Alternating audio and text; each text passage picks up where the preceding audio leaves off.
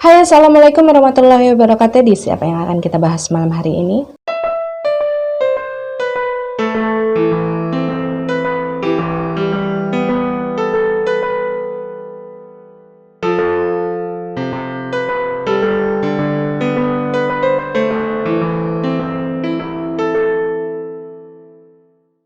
Ya, malam hari ini kita akan masuk lagi ke dalam edisi Dongeng Malam, dan kisah yang akan kita dengarkan kali ini adalah kisah mengenai sesosok entitas bernama Anne. Dan buat kalian yang selalu bertanya-tanya kira-kira kapan edisi Rekam Misteri akan kembali tayang gitu, as soon as possible pasti Rekam Misteri akan kembali tayang dan muncul lagi edisinya, tapi mungkin tidak dalam waktu seminggu 2 minggu ini, karena memang saya membutuhkan cukup banyak waktu. Jika memang ingin mengupload sebuah video mengenai Rekam Misteri, akan ada banyak waktu yang dibutuhkan, akan banyak energi yang dibutuhkan, karena memang perlu kalian ketahui bahwasanya Rekam Misteri itu tidak sesederhana yang kalian lihat. Akan banyak energi yang masuk ke dalam proses ketika syuting tersebut terjadi, dan dikarenakan pada saat ini saya memiliki bayi newborn yang masih belum bisa terkontaminasi energinya, jadi memang untuk sementara saya jeda dulu pembuatan video dari Rekam Misteri, dan saya berharap kalian yang subscribe channel YouTube ini bisa tetap menikmati sajian-sajian dongeng malam yang saya berikan kepada kalian semua, dan semoga kalian tetap menyukai apa yang ada di sini. Dan sedikit membahas mengenai bagaimana proses saya dipertemukan dengan Anne ya. Semuanya memang berlangsung secara tidak sengaja. Ketika beberapa waktu yang lalu saya sedang berkunjung ke Yogyakarta menemui seseorang.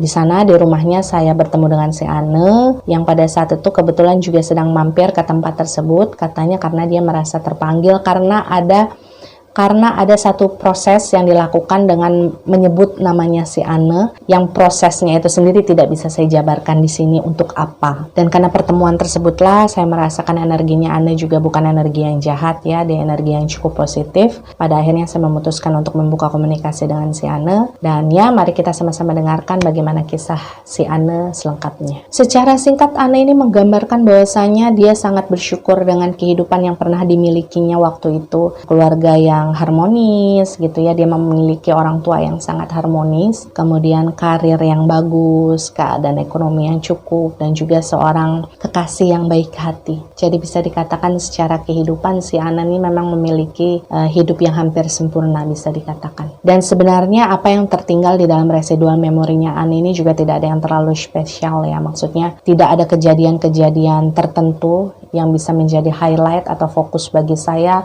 menuliskan ceritanya di dalam skrip dan kembali mengisahkannya kepada kalian semua, karena memang kebanyakan dalam keseharian Anne yang terlihat adalah kesibukannya sebagai wanita karir. Di dalam pekerjaannya waktu itu dia bolak-balik sana ke sini gitu ya, ciri-ciri wanita karir lah. Dan karena Anne ini memang adalah seorang wanita keturunan Tionghoa dan Indonesia, jadi ibunya adalah Tionghoa, kemudian ayahnya adalah orang Indonesia asli. Jadi memang secara perawakan si Anne ini memiliki tubuh yang kecil gitu, kemudian rambutnya hitam panjang, matanya sipit, kulitnya putih cenderung kuning langsat gitu, dan hidung yang mungil tapi memiliki tip yang mancung. Dan secara sifat Anne sendiri menggambarkan bahwa dirinya cenderung masuk ke dalam wanita-wanita yang tipenya alpha. Jadi dia ini sangat mandiri, dia dari remaja memang sudah terbiasa hidup mandiri, dia sudah terbiasa tinggal sendiri waktu kuliah, kemudian dia beberapa kali pindah-pindah kerja gitu kan. Dia ini tipe-tipe yang tidak bisa diatur bahkan dengan keluarganya sendiri. Tidak bisa diatur dalam artian idealisnya ya, bukan karena dia nakal atau apanya, itu bukan. Itu kalau kita membahas mengenai keluarga dan pekerjaannya si Anne. Dan kalau misalkan kita beralih membahas bagaimana kehidupan hubungan percintaan si Anne, jadi si Anne ini mengatakan bahwasanya dia sudah memiliki hubungan yang cukup serius dan sangat lama dengan seorang pria yang kita sebut saja namanya Jimmy. Dan hubungan yang terjalin di antara si Anne dan si Jimmy ini berlangsung sekitar 12 tahun. Jadi ketika baru masuk SMA, itu si Anne ini bertemu dengan Jimmy, kemudian dia melakukan pendekatan dulu beberapa saat, kemudian memutuskan akhirnya mereka berpacaran. Pada saat itu Anne yang berpikir awalnya mungkin ya ini cuma sekadar cinta-cinta monyet aja gitu, tapi ternyata hubungan mereka berlangsung lama ya, sampai ketika mereka masuk kuliah. Dan ketika mereka ini sama-sama masuk kuliah, menurut si Anne waktu itu mereka memang sempat putus nih beberapa waktu lah gitu. Cuma ketika mereka berpisah, pada akhirnya si Anne ini menyadari bahwa dia tidak bisa menemukan pria yang bisa yang sebaik si Jimmy, akhirnya mereka bersama lagi, mereka pacaran lagi. Karena menurut si Anne sendiri, karena sifatnya yang alpha tadi, yang dia cenderung kurang bisa diatur oleh orang-orang di sekitarnya secara sifat dan idealis, menurut si Anne, si Jimmy ini menjadi satu-satunya pria yang dia nilai bisa cukup menaklukkan diri dia tanpa dia ini ngerasa ditaklukkan oleh si Jimmy. Jimmy juga digambarkan sebagai pria yang selalu mensupport apapun yang menjadi pekerjaannya si Anne ya. Jadi karena si Anne ini kan sangat perfeksionis dalam pekerjaannya, dia mau mengejar karir kalau bisa bahkan sampai ke puncak gitu. Hal tersebut membuat si Anne ini harus mengerjakan pekerjaannya itu kadang-kadang di luar kota gitu, kadang-kadang dia ditempatin di cabang, bla bla bla segala macam, yang pada akhirnya membuat si Anne dan Jimmy ini beberapa kali harus menjalani LDR di dalam hubungan mereka. Dan hebatnya Jimmy adalah dia selalu mensupport hal tersebut, dia nggak pernah nggak pernah protes terhadap apapun keputusannya si Anne selama si Anne nyaman dan menyukai apa yang dia jalankan. Ya si Jimmy ini berusaha untuk memaklumi dan mendukung. Dan perbedaan usia yang ada di antara Jimmy dan juga si Anne ini sekitar 8 tahunan ya.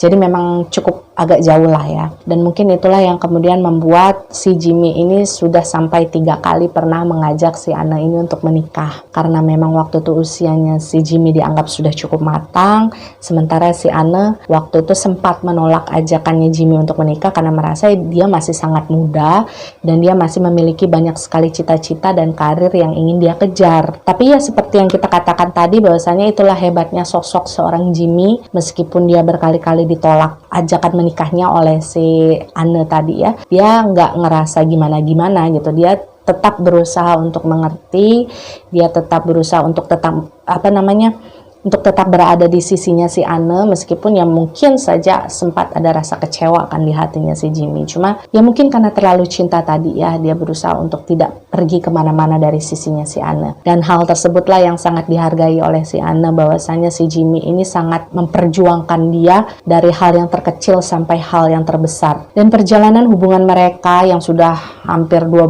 tahun gitu, itu ya nggak berjalan mulus-mulus aja. Namanya sebuah hubungan kan pasti ada kerikil-kerikil di jalan mereka yang kemudian menyebabkan mereka bertengkar, mereka nggak saling bicara gitu. Itu adalah hal yang wajar menurut Anne. Selama mereka bertengkar bukan karena keberadaan orang ketiga atau perselingkuhan gitu, Anne dan Jimmy merasa mereka masih memaklumi pertengkaran yang ada. Dan dengan tulus hati ketika kami berkomunikasi ya, si Anne ini mengatakan berkali-kali bahwa dia sangat bersyukur karena Tuhan memberikan dia kesempatan untuk bertemu dengan pria sebaik Jimmy. Karena meskipun akhirnya mereka tidak bisa bersama karena kematian yang memisahkan mereka, kan pada akhirnya Anne tetap merasa beruntung karena pernah merasa dicintai oleh orang sebaik Jimmy. Dan setelah 3 kali ajakan menikah si Jimmy kepada si Anne ini ditolak gitu kan, si Jimmy ini nggak pernah putus asa. Jadi untuk keempat kalinya ketika usianya si Anne waktu itu sudah menginjak 25 tahun, si Jimmy ini lagi-lagi berusaha untuk melamar si Anne secara romantis di sebuah pulau kecil yang nama pantainya cukup terkenal. Dan di sana si Anne ini bilang sebenarnya pada saat itu ketika si Jimmy lagi-lagi melamar dia sama sekali belum memikirkan ke arah pernikahan. Cuma karena waktu itu dia merasa bahwa sudah banyak hal yang dilakukan oleh Jimmy untuk si Anne kan selama ini, perjuangannya yang sangat besar untuk bisa mendapatkan Anne kan, pada akhirnya hatinya si Anne ini luluh lah. Meskipun pada saat itu sempat terjadi diskusi di antara mereka berdua yang pada akhirnya mendapatkan satu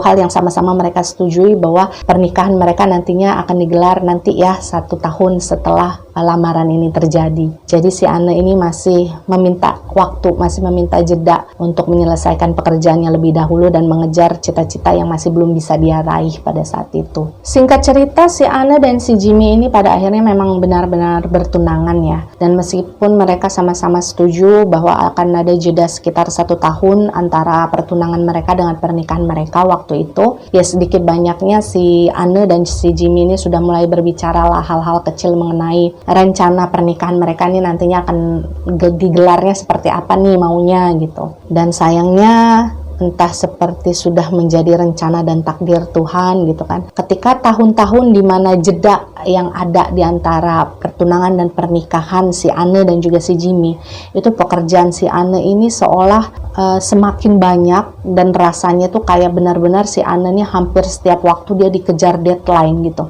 Dan hal tersebut pada akhirnya membuat komunikasi yang terjalin antara si Anne dan juga si Jimmy ini semakin jarang terjadi karena memang waktunya sangat sulit bagi Anne. Karena pekerjaan yang terasa semakin banyak, jadwalnya yang semakin padat gitu, otomatis kan secara badan si Anne ini ngerasa capek ya, dia ngerasa lelah, dan rasa capeknya ini pada akhirnya membawa dia ini kayak males-malesan buat ngeladenin si Jimmy yang semakin kesini kok semakin rewel ya kalau menurut si Anne, kayak semakin banyak nuntut nih, maksudnya si Jimmy ini semakin banyak nuntut waktu kepada si Anne, si Jimmy ini semakin banyak protes karena mereka jarang ketemu, karena si Anne ini lebih peduli dengan pekerjaannya, dan karena si Anne ini ngerasa capek, udah capek di kantor kan, capek secara fisik dan juga mental, jadi dia pada saat itu memutuskan untuk nggak terlalu ngeladenin lah protes-protes kecil yang pada saat itu dilayangkan oleh si Jimmy kepada diri dia. Maksudnya pada saat itu adalah sebenarnya si Anne ini nggak mau membuat masalah yang ada di antara mereka ini semakin membesar. Jadi setiap kali si Jimmy ini protes, setiap kali si Jimmy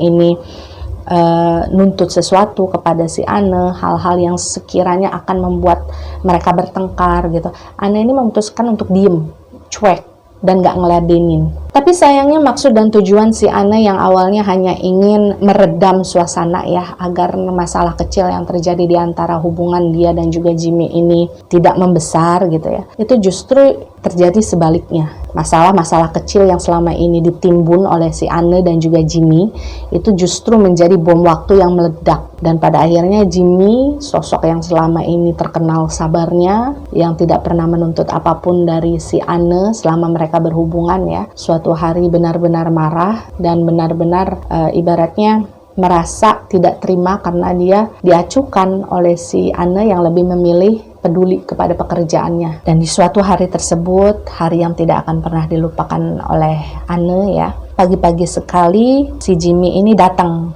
ke rumahnya si Anne. Jadi waktu itu kan malamnya mereka sempat bertengkar nih melalui telepon, dan ketika paginya si Jimmy ini kan mungkin mau minta maaf atau ingin berusaha untuk membicarakan secara baik-baik lagi pertengkaran mereka waktu itu, tapi si Anne ini nggak ngangkat-ngangkat teleponnya, entah karena dia sibuk atau karena memang dia ngambek. Dan karena hal tersebutlah pada akhirnya si Jimmy ini memutuskan untuk mendatangi si Anne. Dan ketika dia datang ke rumahnya si Anne, Anne kan posisinya masih ada di rumah tapi sudah bersiap-siap untuk berangkat bekerja. Dan menurut Anne memang di hari itu kebetulan dia memiliki banyak sekali pekerjaan yang menumpuk di kantor yang harus segera dia selesaikan. Jadi hari itu benar-benar suasananya tuh hektik, chaos, dan benar-benar kayak nggak mendukung. Ketika si Jimmy sampai di rumahnya si Anne, mereka bertemu, mereka bicara gitu, pada akhirnya mereka lagi-lagi memang bertengkar. Tapi waktu itu yang terlihat dari residual memorinya si Anne, si Jimmy ini masih berusaha untuk tidak menaikkan nada suaranya sama sekali. Dia masih bicara dalam tahap yang normal,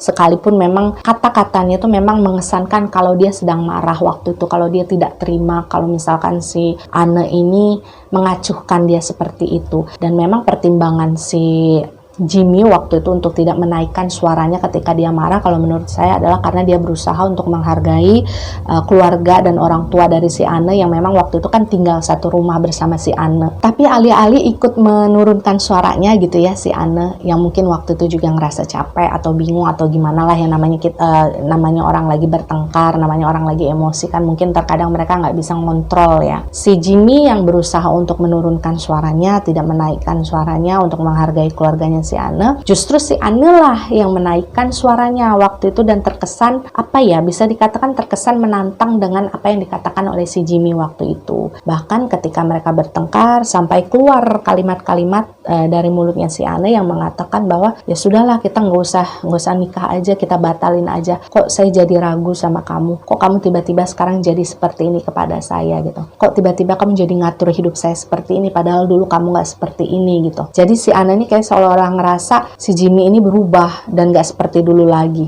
Dan dalam suasana yang panas seperti itu, penuh dengan emosi, pertengkaran mereka yang terjadi gitu. Si Anne ini tiba-tiba saja meninggalkan si Jimmy begitu aja gitu. Pertengkaran mereka ini belum selesai loh. Mereka belum mendapatkan satu conclusion yang kira-kira bisa menjadi hal yang terbaik untuk hubungan mereka waktu itu. Dan semuanya menggantung di satu kalimat yang waktu itu si Anne ucapkan, bahwasanya dia tidak menginginkan pernikahan tersebut jadi dilaksanakan. Dan hal tersebut kan membuat si Jimmy jadi ngerasa kayak, kok saya diginiin gitu, kok jadi saya yang dimarahin gitu. Dan waktu itu si Anna yang memang ngerasa dia harus buru-buru sampai ke kantor, pekerjaannya banyak, dia nggak mau dia harus meninggalkan Jimmy. Dia berjalan cepat tanpa sama sekali dia bicara dengan orang tuanya yang waktu itu berusaha untuk menanyakan kepada dia kan apa yang terjadi. Waktu itu Anna pergi begitu saja tanpa bicara apapun, langsung ke arah mobilnya dan pergi menuju kantor. Dan selama perjalanan yang dilalui oleh si Anna, dia mengakui bahwasanya di awal-awal dia masih merasa marah ya,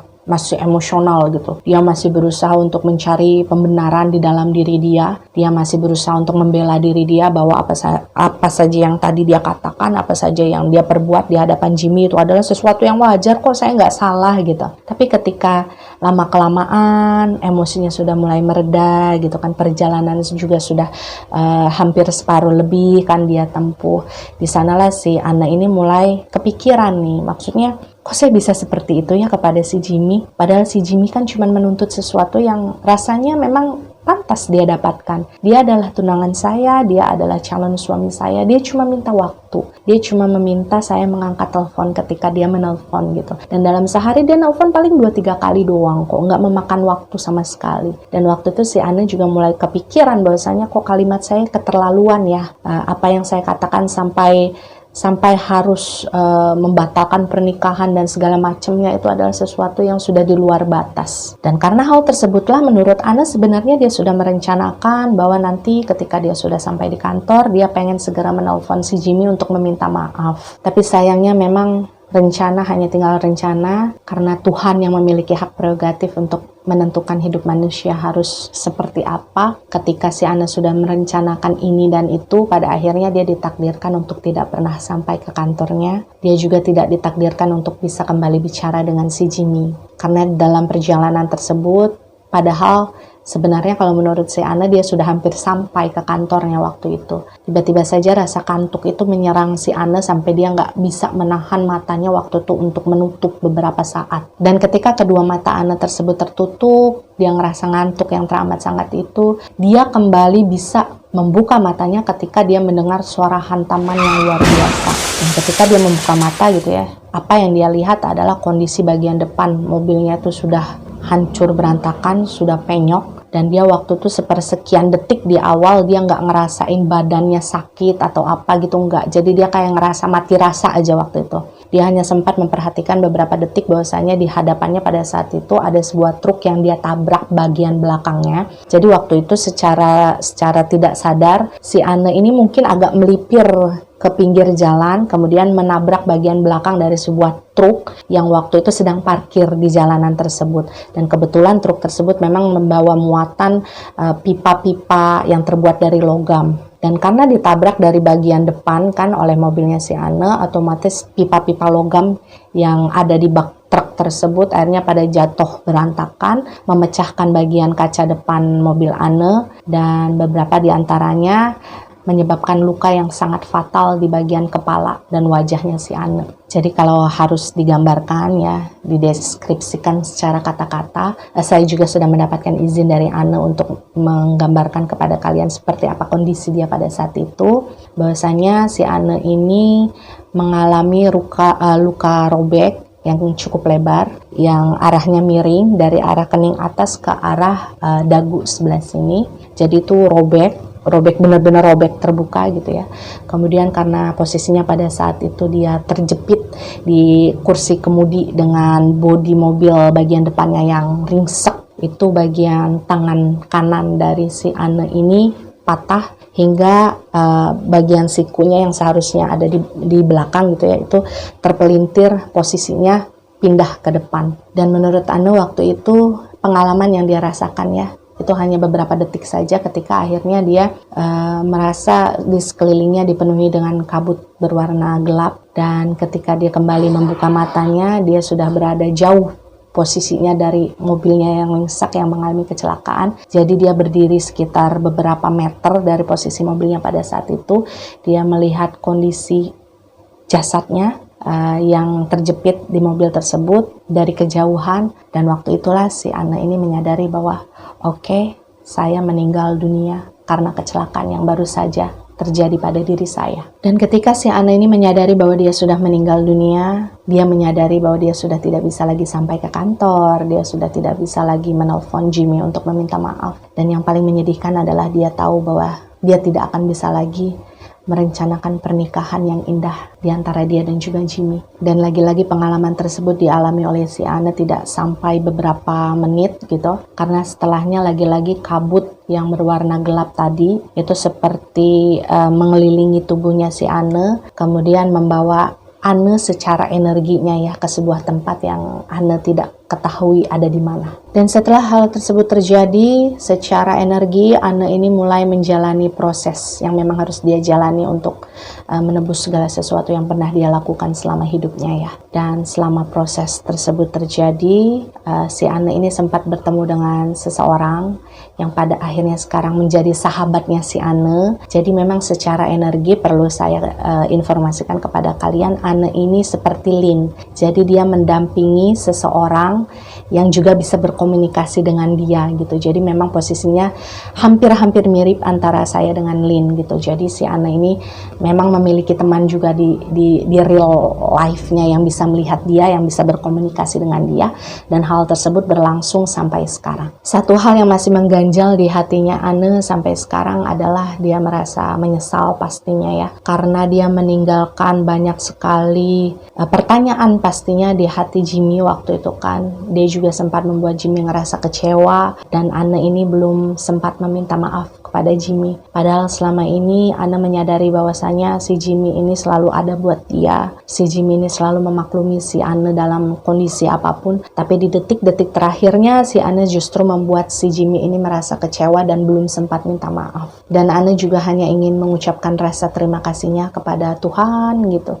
karena dia pernah diberikan kesempatan untuk memiliki orang tua yang baik, memiliki kekasih yang baik gitu, dan memiliki hidup yang baik. Meskipun pada akhirnya si Anne ini masih merasa tidak percaya kalau hidupnya harus berakhir secara tragis dan tiba-tiba seperti itu. Dan ya, demikianlah keseluruhan cerita dari sosok entitas bernama Anne. Memang sesederhana inilah kisah yang masih terekam di residual memorinya si Anne ya. Saya juga tidak bisa memaksakan apa yang tidak ingin Anne ceritakan gitu kan. Saya juga tidak bisa membuat-buat hal-hal yang memang tidak ada dalam residual memorinya si Anne hanya demi supaya cerita ini terkesan panjang dan lama gitu kan. Ya biarkanlah cerita Anne menjadi sesuatu yang bisa kita ambil pembelajarannya, segala sesuatu yang baik kita ambil, dan hal-hal yang buruk jangan kita tiru. Dan mungkin kita sama-sama setuju bahwasanya satu pembelajaran yang mungkin bisa kita petik dari kisahnya si Anne adalah jangan pernah menunda-nunda ketika kita ingin meminta maaf kepada seseorang, ketika kita ingin berterima kasih kepada seseorang, karena kita nggak akan pernah tahu kapan waktu kita akan berakhir, kapan, di mana, dan bagaimana waktu kita akan berakhir, dan membawa rasa penyesalan ketika kita sudah meninggal dunia itu adalah sesuatu yang nantinya akan membuat kita ini merasa beban gitu ya, merasa ada sesuatu yang tertinggal di dalam kehidupan kita. Dan saya berharap kita sama-sama mendoakan juga ya supaya si Anne ini bisa menjalani prosesnya dengan baik, bisa menjalani prosesnya dengan cepat, supaya dia bisa level up ke tempat yang jauh lebih baik daripada sekarang. Meskipun sebenarnya saya sendiri saya bisa merasakan perasaan dari seseorang yang sekarang didampingi oleh si Anne. Sama seperti halnya si Lin, saya juga tentu mengharapkan hal yang terbaik untuk Lin supaya dia segera sirna dalam kedamaian dan kembali kepada Tuhan. Tapi pasti akan terasa amat sangat sedih jika suatu hari Lin benar-benar sudah sirna dan sudah tidak ada lagi mendampingi saya. Dan ya mungkin itulah yang dirasakan juga oleh sosok yang pada saat ini didampingi oleh si Anne. Jadi saya hanya bisa mengharapkan apapun yang terbaik lah untuk residual energinya si Ane. Apapun itu semoga kamu mendapatkan hal yang terbaik dari Tuhan. Udah itu aja. Amin ya robbal alamin. Ya percaya atau tidak itu adalah hak kalian sebagai penonton setia. Jika kalian percaya dengan cerita ini maka jadikan cerita ini sebagai pembelajaran. Jika kalian tidak percaya maka jadikan ceritanya sebagai dongeng malam biasa. Jangan lupa di like, di komen, dan di subscribe. Juga di share supaya teman-teman kalian bisa ikut menonton video ini. Sampai jumpa di video-video selanjutnya. Wassalamualaikum warahmatullahi wabarakatuh.